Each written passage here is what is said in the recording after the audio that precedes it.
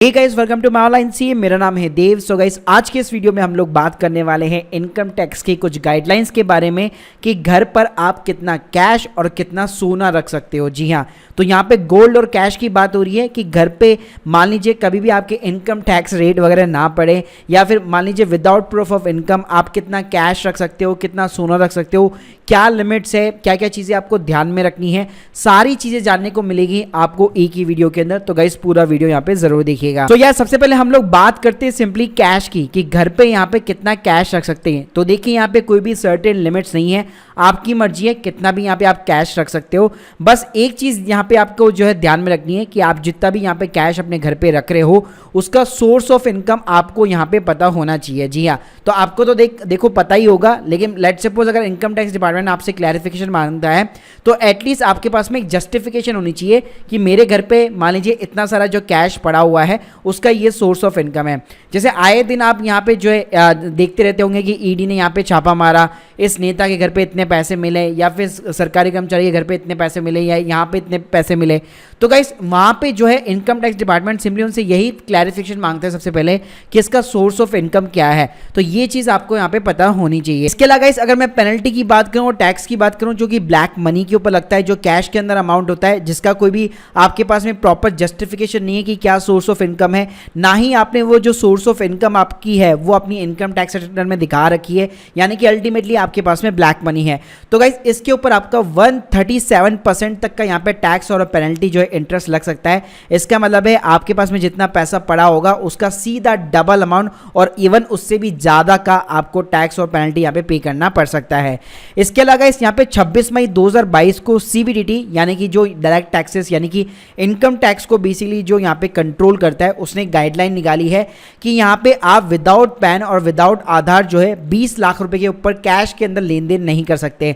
इसका मतलब ये है कि जब भी बैंक के अंदर आप मान लीजिए 20 लाख के ऊपर कैश डिपॉजिट या फिर विड्रॉल कराना चाहते हैं, चाहे टुकड़ों के अंदर कराना चाहते हो, चाहे एक साथ कराना चाहते हो, चाहे मल्टीपल आपके बैंक अकाउंट्स हो, कोई फर्क नहीं पड़ता।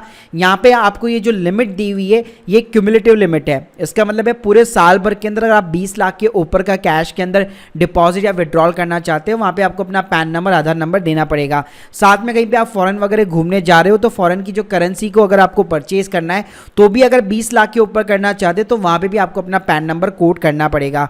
इसके अलावा गाइस, आप यहाँ पे जो है एक और चीज बताना चाहूंगा, वैसे भी यहाँ पे बैंक जो है 20 लाख के ऊपर कभी भी अगर आप विड्रॉल मारोगे तो यहाँ पे आपका टीडीएस कटने लग जाता है। जी हाँ, तो 1% का आपका टीडीएस कटता है। तो इससे बेटर ये होगा कि आप कैश के अंदर यहाँ पे जो ट्रांजेक्शन है वो कम से कम यहाँ पे जो है कर सकते हैं, मतलब उसको ज़्यादा बढ़ावा ना दे।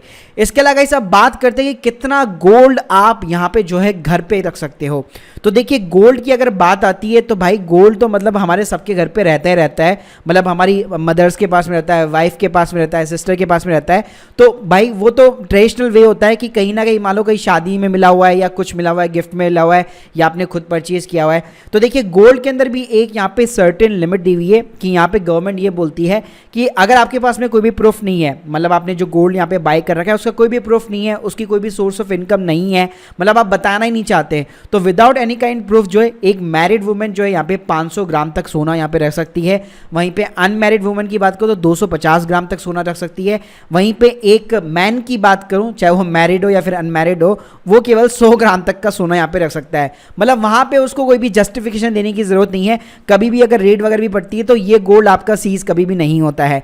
लेकिन गाइस, इसके ऊपर की जो लिमिट है तो उसके लिए आपके पास में एक प्रॉपर सोर्स ऑफ इन्वेस्टमेंट यहाँ पे होनी चाहिए कि आपने ये जो सोना खरीदा है वो किन पैसों से खरीदा है, उसका सोर्स ऑफ इनकम क्या है। अगर आपने अपनी आईटीआर के अंदर दिखा रखा है तो कोई दिक्कत नहीं है। साथ में आपने जो गोल्ड वगैरह आप बाई कर रहे हैं उसका टैक्स का आपके पास में इनवॉइस वगैरह होना चाहिए। अगर आपको गिफ्ट में मिला है, अपनी मदर से मिला है, फादर से मिला है, या मान लीजिए दादी कहीं से भी आपको मिला है, तो उसकी गिफ्ट डीट आपको बना के रखनी चाहिए।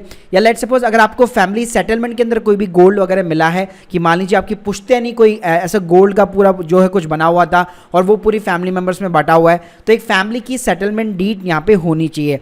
तो ये कुछ आपके पास में प्रूफ हो सकते हैं जो एक प्रॉपर यहाँ पे जस्टिफिकेशन दे सकते हैं कि इस गोल्ड का सोर्स ऑफ इन्वेस्टमेंट यहाँ पे क्या है। इसके अलावा इस आपको कुछ चीज़ें बताना चाहूँगा ताकि आप एटलीस्ट जो है कैश के मामले में या फिर गोल्ड के मामले में कभी भी आपको इनकम टैक्स का नोटिस यहाँ पे रिसीव ना हो। पहली चीज़ ये कि अपनी आईटीआर हमेशा टाइम के ऊपर फिलअप कीजिए। आपकी जो भी सोर्स ऑफ इनकम है उसको आप आईटीआर के अंदर दिखा सकते हैं। इवन अगर आपने कैश में ही, मान लीजिए कई बार क्या होता है कि हमारे फादर ने मेरे को इतने पैसे गिफ्ट के अंदर दे दिए कि एज ए कैश दे दिए, तो गाइस वो भी आप अपनी आईटीआर के अंदर एग्जेम्प्ट इनकम के अंदर एज ए मतलब गिफ्ट वगैरह डिक्लेयर कर सकते हो, तो वहाँ पर भी कोई दिक्कत नहीं है। इसके अलावा गाइस जितने भी कैश के ट्रांजेक्शन होते हैं, इस साल मैंने जितनी भी आईटीआर फाइल की उसके अंदर मुझे मेजरली जो है क्रेडिट कार्ड की पेमेंट्स दिख रही है भाई, कि लोग जो है कैश के अंदर क्रेडिट कार्ड की पेमेंट्स कर रहे हैं। लोग क्या करते हैं, अपना क्रेडिट कार्ड दूसरों के लिए यूज़ में लेते हैं ताकि उनको रिवॉर्ड्स पॉइंट्स वगैरह मिले, तो आपको ये चीज़ें नहीं करनी है। फिर बाद में उसका कैश के थ्रू पेमेंट करते हैं, तो ये चीज़ें आपको अवॉइड करनी है भाई। कैश के अंदर क्रेडिट कार्ड की हैवी ट्रांजेक्शन आपको जो है नहीं करनी है। इसके अलावा गाइस जितने भी हाई वैल्यू ट्रांजेक्शन होते हैं, जैसे कि मान लीजिए कैश का डिपॉजिट हो गया, विड्रॉल हो गया, तो ये चीज़ें भी यहाँ पे आपको कम करनी है, ताकि आपका जो एआईएस का स्टेटमेंट भी होता है, जिसको एनुअल इन्फॉर्मेशन स्टेटमेंट कहते हैं, वहाँ पे ऐसी कोई भी चीज़ वहाँ पे नहीं दिखाई दे। क्योंकि अगर आप ये चीज़ें करेंगे तो आप ये मत समझिएगा कि इनकम टैक्स डिपार्टमेंट को पता नहीं है। जैसे आप इनकम टैक्स की वेबसाइट के ऊपर लॉगिन करते हैं, वहाँ पे एक एआईएस नाम का फीचर आता है, उसके अंदर आपकी पूरी जन्म कुंडली आराम से यहाँ पे दिख जाती है। तो guys hope you like this video, please subscribe our channel. अगर आप लोग के कोई भी डाउट्स है कमेंट सेक्शन के अंदर जरूर बताइएगा। Thank you guys, thank you very much.